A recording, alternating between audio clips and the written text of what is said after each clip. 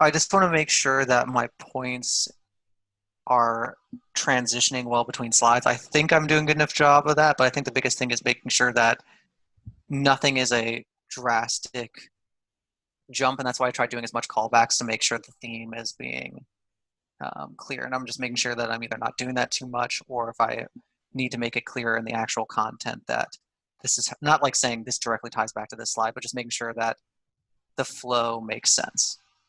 The flow makes sense. Okay. You've got a limited amount of time, Mm-hmm. limited amount of slides. Your flow makes sense. You don't want to spend a lot of that limited time in the transition. Yep. Okay, so a very short sentence between slides works very well. Just tell them what the summary, the main takeaway is of slide 1, Mm-hmm. and then go to slide 2. Main takeaway of slide 2, go to slide 3, etc. And then the main takeaways for the entire presentation. Gotcha. No, that makes sense. Honestly, I think just going through that, making sure I'm better about the pausing, making sure I'm better about leading through the slides helps a ton with making sure my presentation.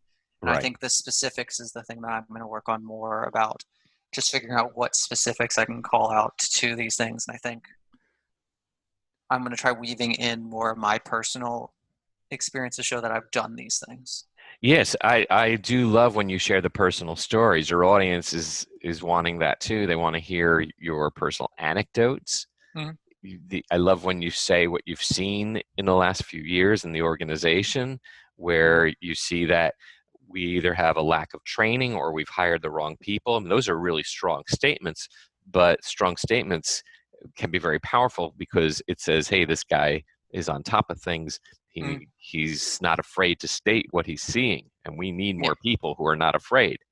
yeah, because Yeah, I'm trying to make sure that the points I'm pointing out are beyond just me. And that's the biggest thing that I had struggling with, even with the presentation, is making it about me, me, me. But at the same time, I think it's what I've seen is the way I've kind of tried to balance it out. I think you have a good balance between pitching yourself for this as well as how it's going to help the organization. I do think the balance is good. Use the you phrasing I mentioned. Mm, As you probably have seen here yourselves, this is a problem. You may be gotcha. wondering, you may be asking. I think everyone in here would agree that we have a challenge with silos. Okay? Yep. And again, you'll see heads nodding. So Mm, ask yourself, as I'm presenting, what are my audience members thinking? And don't gotcha. be afraid to say, you may be thinking at this moment, should we do X? Let me Mm, assure you, here's why we should do X. gotcha. Okay? And then lastly, I know we said it before, but I'll repeat it. Craft that closing statement, the ask, as we sometimes call it. What Yep. are you asking for?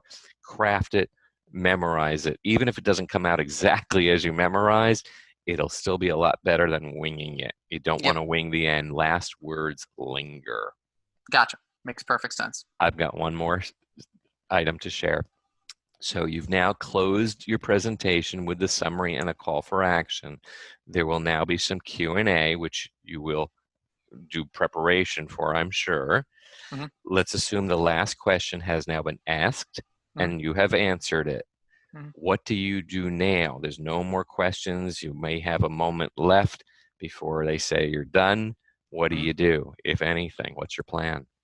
It'll probably be thank you all for your time. And if there are any other questions you have, please don't hesitate to reach out. I'd love to discuss more. Okay, I wouldn't do that. Okay. Virtually every presenter on the planet does that, and Mm-hmm. it's a waste of very important time at the end there, Mm-hmm. a very important space at the end. That's when people really listen quite well at the Mm-hmm. last part of the presentation. Everybody knows if they have more questions, they should contact you. Nobody's sitting there thinking, gee, if I have more questions, what should I do? Of course, they know they should contact you, right? Yeah. So last words linger. My recommendation is that you close twice. Mm-hmm. So you close once before Q&A, which is where you do your summary, call for action possibly, Mm-hmm. okay? And actually probably, because you may not get a chance to do the second close, but you should always have the second close ready. So you've now answered the last question and you say something like this. So I see that there are no more questions and we're just about out of time. Let me leave you with this. And those are good Mm-hmm. words. Let me leave you with this because you are about to leave them. Let me leave you with this. Once again, I firmly believe that if we do X, our organization will absolutely reap the rewards and have us positioned in the marketplace as the leader. I thank you very much. Mm-hmm. Get that strong second close because most of your other buddies there who are doing similar types of presentations and competing for limited dollars, okay, Mm-hmm. won't do it. Con- Gotcha. Continue to find ways to stand out, and you will.